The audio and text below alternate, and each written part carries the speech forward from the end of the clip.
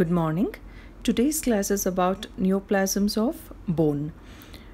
Primary bone neoplasms are rare as compared to the metastatic and hematogenous tumors. But some of these primary malignant tumors of bone are highly malignant and they're lethal. So bone tumors as such occur in certain age groups and they have predilection for particular anatomic sites. So this will provide important diagnostic clues about specific types of tumors. Bone neoplasms are classified based on different tissue components of the bone from which they arise, histology, and according to the normal cell or the matrix which they produce. So generally benign tumors are more common than their malignant counterparts and they occur within the first 3 decades of life, whereas the bone neoplasms which occur in older adults are more likely to be malignant. So we have hematopoietic tumors affecting the bone, which are more commonly myeloma and lymphoma. So the cartilage forming tumors can be either benign or malignant. The most common ones are osteochondroma and chondroma, and the malignant counterpart is tumor is the chondrosarcoma. So bone forming tumors, osteoid osteoma and osteoblastoma are the more common benign tumors, whereas osteosarcoma is the malignant counterpart. And we have bone neoplasms of unknown origin. Ewing sarcoma is the malignant tumor, whereas giant cell tumor and aneurysmal bone cyst are the benign tumors of unknown origin. And lastly, we have notochordal bone tumors, which is again a malignant one, for example, chordoma.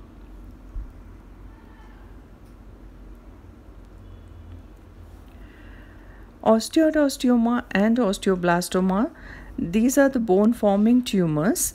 They produce unmineralized osteoid or mineralized orphan bone directly by the tumor cells. So this osteoid osteoma is usually less than 2 centimeters in size, and it occurs in young men, commonly affects the appendicular skeleton. About 50% of cases involve the cortex of femur or tibia. So this is associated with marked reactive bone formation, and the patients present with severe nocturnal pain which can be relieved by aspirin. Whereas osteoblastoma occurs as a tumor greater than 2 centimeters and commonly affecting the spine, and the patients present with dull achy pain which is not relieved by taking salicylates. And in contrast to osteoid osteoma, there is no reactive bone formation in osteoblastoma. So coming to the gross appearance of these tumors, they appear as round to oval mass of hemorrhagic gritty tan tissue. On microscopic examination, they show randomly interconnecting tuberculae of bone prominently rimmed by osteoblasts, and there is vascularized connective tissue in the intertubercular area, and the osteoblasts which are rimming these tuberculae, they have benign cytological features. So this is histological features wherein you can see haphazardly interconnecting tuberculae of oven bone which are rimmed by prominent osteoblasts. And again, the intertubercular spaces are filled by vascularized loose connective tissue. And here is the radiological picture of osteoid osteoma, wherein it shows a small round lucency which is centrally mineralized, and you can also see the abundant reactive bone formation which has thickened the cortex. So there is a thick rind of reactive cortical bone which is seen in osteoid osteoma. Osteosarcoma is a malignant counterpart of the malignant mesenchymal tumor, in which the cancerous cells or the neoplastic cells themselves produce osteoid matrix or mineralized bone. So this is one of the this is the most common primary malignant tumor of bone, which accounts for about 20% of primary bone cancers. And the peak incidence of osteosarcoma is around the time of adolescent growth spurt, and it most frequently occurs in the region of the growth plate in the bones, which is the with the fastest growth. So 75% of osteosarcoma occurs in patients younger than 20 years, and the second peak occurs in older adults, especially with predisposing conditions like Paget's disease, bone infarcts, and prior radiation, and it is more commonly seen in males. Coming to the site of occurrence, it affects the metaphyses of the long bones of extremities. Almost about 60% of them occur about the knee, that is affecting the distal tumor or proximal tibia. So most of these osteosarcomas, about 70% of them, have acquired genetic abnormalities such as complex, structural, and numerical chromosomal aberrations. So the molecular studies have shown that these tumors have mutations in well-known tumor suppressors and oncogenes, including TP53 genetic mutation, which result in abnormalities that interfere with P53 function. And patients with germline mutations in retinoblastoma gene, they have a 1,000-fold increased risk of developing osteosarcoma, and there can be genetic mutations even in cell cycle regulators like MDM2 and CDK4. So there are several subtypes of osteosarcoma, which is grouped according to the site of origin, that is either intramedullary, intracortical, or surface.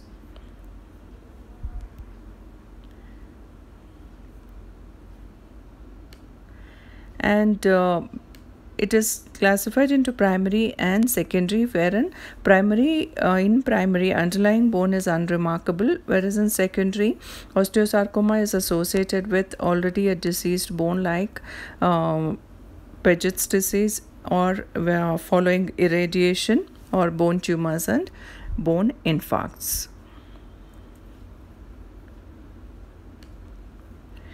Coming to the histological variants of osteosarcoma, they are classified into osteoblastic, chondroblastic, telangiectatic, small cell, giant cell, and periosteal or paraosteal. So the most common subtype of osteosarcoma arises in the metaphyses of long bones and is primary intramedullary osteoblastic, and it is histologically of high grade. Coming to the gross appearance, they present as bulky, gritty, grey-white tumor, often with areas of hemorrhage and cystic degeneration. So they generally destroy the cortex and they produce a soft tissue mass. They also spread in the medullary canal, replacing the marrow. They do penetrate the epiphyseal plate and can enter the joint cavity. So here you can see osteosarcoma at the upper end of the tibia. There is a grey-white tumor in the metaphysis of tibia and proximal diaphysis, which in turn is lifting the periosteum and extending into the soft tissue, giving rise to soft tissue mass on both sides of the bone. This is a radiological feature of osteosarcoma. This is a distal femoral osteosarcoma with prominent bone formation which is extending into the soft tissues. The periosteum, which has been lifted, which will lay down a proximal triangular shell of reactive bone, which is known as Codman triangle. Coming to the histological appearance, you can see these anaplastic malignant tumor cells. Apart from that, what is more important is this coarse lace-like pattern of the neoplastic osteoid or the bone, which is produced by the neoplastic cells. Osteosarcoma is, and also you can see atypical mitotic figures. So it is treated with multimodality approach, so which includes chemotherapy and surgery, followed by surgery, and the prognosis as such has improved after the advent of the chemotherapy, and the 5-year survival rate will reach up to 60 to 70% without any metastasis at the initial diagnosis.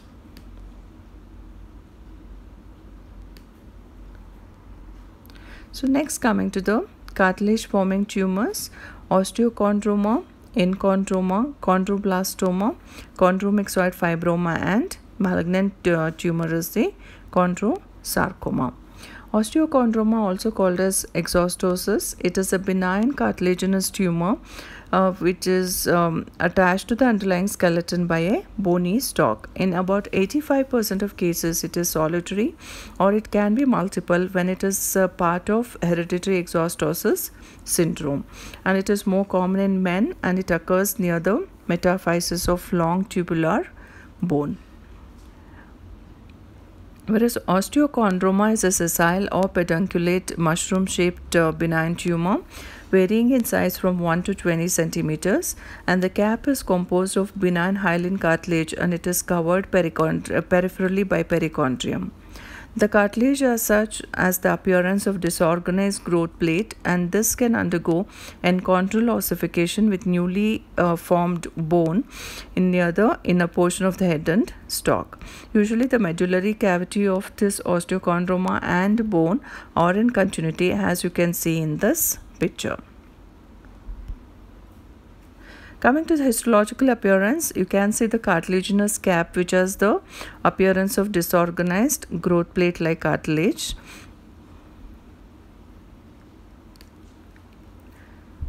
Then here is the radiological appearance in osteochondroma.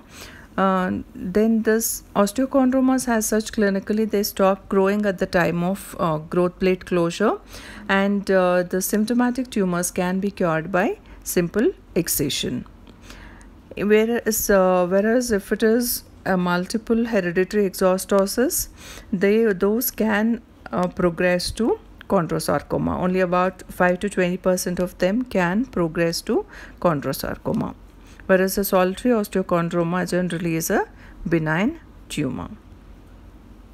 Coming to enchondroma, it is a benign tumor of hyaline cartilage which occurs in bones of enchondral origin. They arise within the medullary cavity of the tubular bones when it is called as enchondromas. When it occurs on the surface of the bone, then it is called as juxtacortical chondromas. It occurs in the age group 20 to 40 years, and it can appear as multiple enchondromas as a part of Olier's disease, and when there is enchondromatosis along with soft tissue hemangiomas, it is called as Maffusi's syndrome. So these enchondromas are the most common intraosseous cartilage tumors. Histologically, it is composed of well-circumscribed nodules of hyaline cartilage which contain morphologically benign chondrocytes, and they are usually smaller than 3 centimeters in size, and they appear as grey-blue and translucent on gross appearance. The peripheral portion of these nodules can undergo enchondral ossification, and the entire area can also get calcified, and it can show some areas of infarction. This is a radiological appearance of enchondroma. There is a radiolucent nodule of hyaline cartilage, and these enchondromas are generally asymptomatic and they are detected incidentally. So the treatment again depends on where the situation of the tumor, and it is usually observation or curettage. So this is multiple enchondromatosis seen in Olier's disease. So here the tumors can be numerous and they're large, and they in turn can give rise to severe deformities. So there's histologically again they're more cellular than the sporadic enchondromas, and they can present with some cytologic atypia. So this is a case of Olier's disease where you can see multiple enchondromatosis causing producing severe deformities of the fingers. Chondroblastoma is again a rare benign tumor of cartilage. So it occurs in young patient affecting the pelvis and ribs, and again it affects the epiphyseal region of the bone. Microscopically, it shows sheets of compact polyhedral chondroblasts with well-defined cytoplasmic borders, and these cells show moderate amount of pink cytoplasm, and the nuclei are hyperlobulated with longitudinal grooves. Again, there is mitotic activity and areas of necrosis can be present, and there is scanty amount of hyaline matrix around these tumor cells, which is displayed in a lace-like pattern.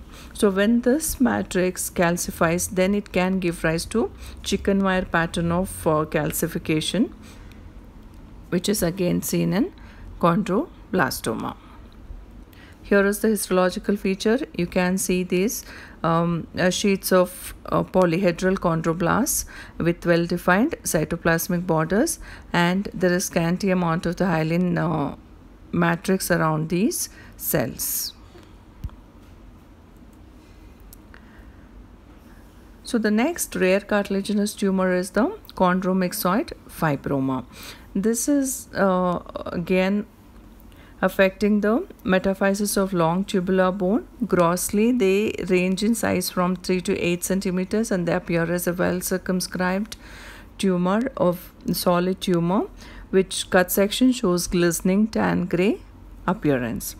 Microscopically, the tumor cells are present inside the lacunae in the cartilaginous areas, and they appear as stellate cells in the myxoid areas. So they can be nuclear atypia. So this is the microscopic picture of chondromyxoid fibroma, wherein you can see both tumor cells inside the lacunae and the stellate cells. Next, coming to the malignant tumor of the cartilage, that is chondrosarcomas. So these are the malignant tumors which produce cartilage. So the age of occurrence is usually in the 40 years, and men are more commonly affected than the female. It can arise in the pre-existing enchondroma, osteochondroma, or chondroblastoma, or even in a few cases of fibrous dysplasia or Paget's disease can undergo transformation, sarcomatous transformation to chondrosarcoma. So it is histologically subclassified as conventional, which can be either hyaline or myxoid, which is again based on the location subclassified into intramedullary and juxtacortical, and other rare variants of chondrosarcoma or clear cell type, dedifferentiated, and mesenchymal variants. So these conventional chondrosarcomas, they occur as a large bulky tumors which are made up of nodules of glistening grey-white translucent cartilage. But the matrix can be either myxoid or gelatinous. Apart from this, you can see areas of spotty calcification and necrosis. The tumor as such spreads through the cortex into the surrounding muscle or fat, and the malignant cartilage as such can infiltrate the marrow space and surround the pre-existing bony trabeculae. So you can see nodules of, this is a gross appearance of chondrosarcoma. You can see nodules of hyaline and myxoid cartilage which is permeating throughout the medullary cavity, and it can grow through the cortex and in turn give rise to a will give rise to a soft tissue mass. Microscopic appearance, you can see the cartilage which infiltrates the marrow space and surrounds the pre-existing bony trabeculae, and these tumors as such vary in cellularity, cytologic atypia, and mitotic activity. So based on these histologic features, they can be classified into low-grade chondrosarcoma and high-grade chondrosarcoma.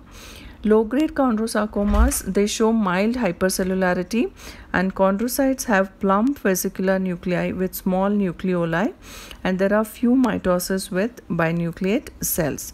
Whereas high-grade chondrosarcoma, they show marked hypercellularity with bizarre tumor giant cells and mitosis.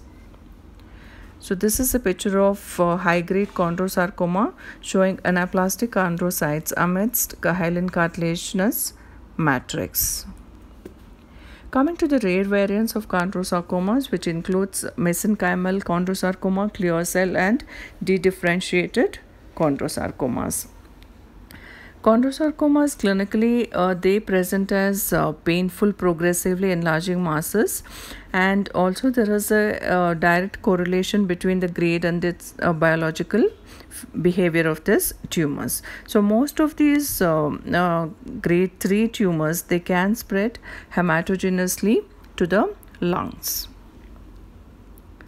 So chondrosarcoma is a malignant cartilaginous cartilage producing tumor which shows which is the most common one is the conventional chondrosarcoma, and the rare variants are mesenchymal, clear cell and dedifferentiated chondrosarcomas. So finally, coming to my miscellaneous tumors of unknown origin, which includes Ewing sarcoma and primary neuroectodermal tumor. These are the primary malignant small round cell tumor of bone, which constitutes about 6 to 10% of malignant bone tumors, and it is the second most common bone sarcoma in children. So these Ewing sarcoma and PNET, they are clubbed into a single category because they share clinical, morphologic, biochemical and molecular features. So there is not much, so there is no distinction is not clinically significant. So they are clubbed together into a single tumor. Ewing sarcoma is a malignant bone tumor which is characterized by primitive round cells without any obvious differentiation. So the youngest average age at presentation is about 20 years. So they are usually 80% of them are younger than 20 years.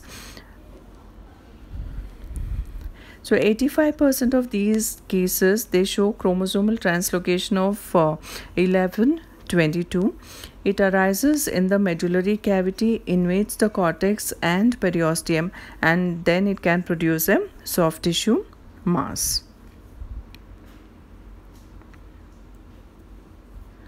Grossly,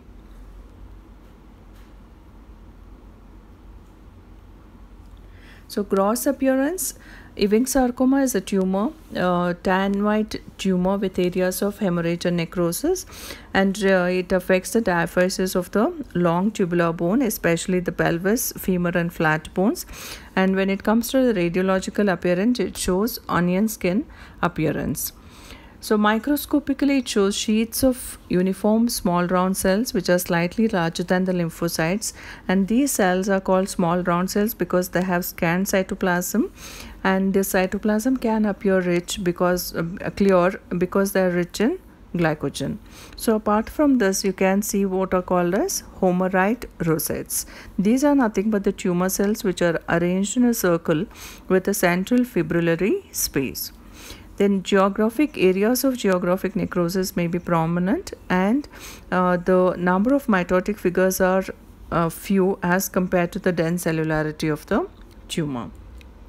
So here you can see the microscopic picture of Ewing sarcoma, wherein you are seeing sheets of small round cell tumor, small round cells with scanty cytoplasm and nuclei which are slightly larger than lymphocytes.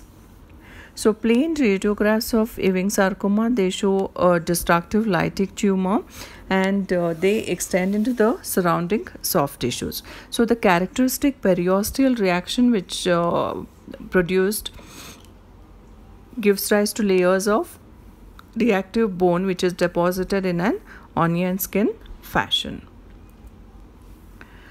So next, coming to the giant cell tumor, which is also called as osteoclastoma because the histology is dominated by multinucleated osteoclast type of giant cells. So it is relatively uncommon tumor.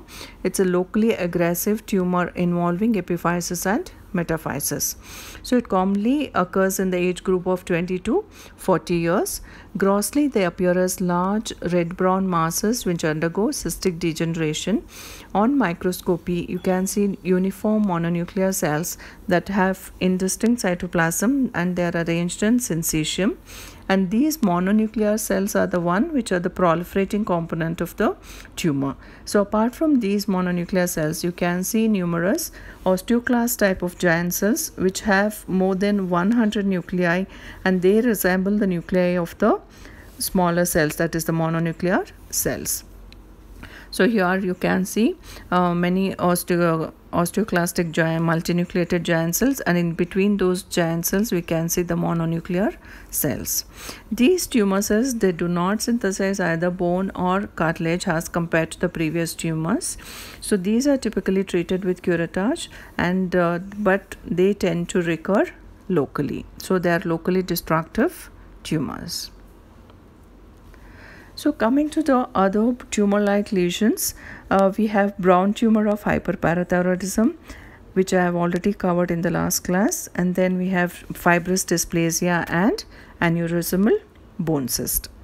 So fibrous dysplasia is a benign tumor-like lesion wherein all of the components of the normal bone are present, but they do not differentiate into their mature structures.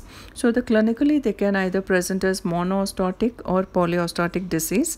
Polyostotic disease is associated with capillate spots and endocrine abnormalities, especially precocious puberty as seen in McCune-Albright syndrome. So they are composed of curvilinear tuberculi, and this is surrounded by cellular fibroblastic proliferation. So the curvilinear shapes of these tuberculi mimic the Chinese characters, and the bone has such lacks prominent osteoblastic rimming. Cystic degeneration, hemorrhage and foamy macrophages are the other common findings histologically. Next, coming to the aneurysmal bone cyst, which is also called as ABC. It's a benign osteolytic bone neoplasm which is characterized by multiloculated, blood-filled but non-endothelialized cystic spaces. So it frequently occurs in the metaphysis of long bones and posterior parts of the vertebral bodies. So radiologically it occurs as a lytic expansile lesion with well-defined margins. Histologically, it consists of multiple blood-filled cystic spaces which are separated by tan-white septa, and the septa are composed of plump uniform fibroblasts, multinucleated osteoclasts like giant cells, and reactive oven bone.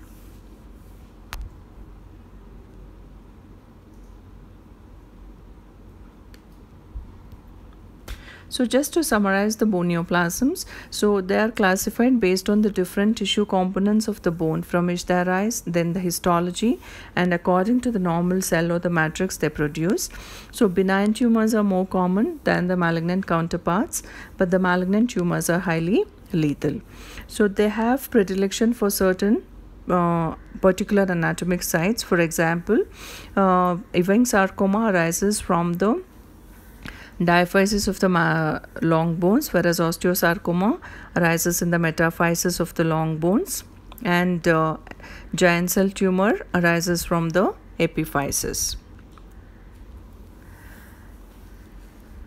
So the secondary hematopoietic tumors are more common than the primary neoplasms of the bone. So hematopoietic tumors affecting the bone are myeloma and lymphoma, whereas cartilage forming tumors are osteochondroma, enchondroma, and the malignant tumor is the chondrosarcoma. Osteochondroma appears as a bony outgrowth with cartilaginous cap, whereas enchondroma is a circumscribed hyaline cartilage nodule arising in the medulla. Then coming to the chondrosarcoma, it is made up of pleomorphic chondrocytes with increased cellularity and atypia. It extends from the medulla through the cortex into the soft tissue, and the conventional chondrosarcoma is the most common histologic variant. Bone forming tumors are osteoid, osteoma and osteoblastoma, which are the benign tumors, and they microscopically show interlacing microtuberculi of oven bone, and the malignant counterpart is the osteosarcoma, which is composed of neoplastic neoplastic pleomorphic cells producing often bone. So it extends from the medulla to lift the periosteum, which gives rise to the Codman's triangle with reactive new bone formation. Coming to tumors of unknown origin, we have giant cell tumor, aneurysmal bone cyst, and Ewing sarcoma. A giant cell tumor and aneurysmal bone cyst are benign tumors. Giant cell tumor is composed of multinucleated osteoclasts like giant cells interspersed between the mononuclear cells, whereas aneurysmal bone cyst consists of dilated cystic spaces which are not lined by the endothelium, and they also consist of the osteoclast type of giant cells lining these cystic spaces. And then Ewing sarcoma is composed of sheets of primitive small round cells. And lastly, we have the notochordal tumor, that is the chordoma, which is a malignant tumor which can destroy the medulla and cortex, and it consists of foamy cells dispersed in a myxoid matrix. So this shows that the secondary tumors or the metastatic deposits in the bone and the hematopoietic tumors are more common than the primary tumors. Thank you.